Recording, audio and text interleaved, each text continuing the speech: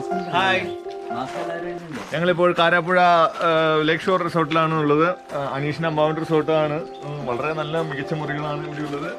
എല്ലാവർക്കും പ്രകൃതി വേണമെങ്കിൽ കാപ്പിത്തോട്ടത്തിലൂടെ സഞ്ചരിച്ച് ആസ്വദിക്കാൻ കഴിയുന്ന ഒരു വളരെ എക്കോ ഫ്രണ്ട്ലി ആയ റിസോർട്ടാണ് ഇവിടെ ഉള്ളത്.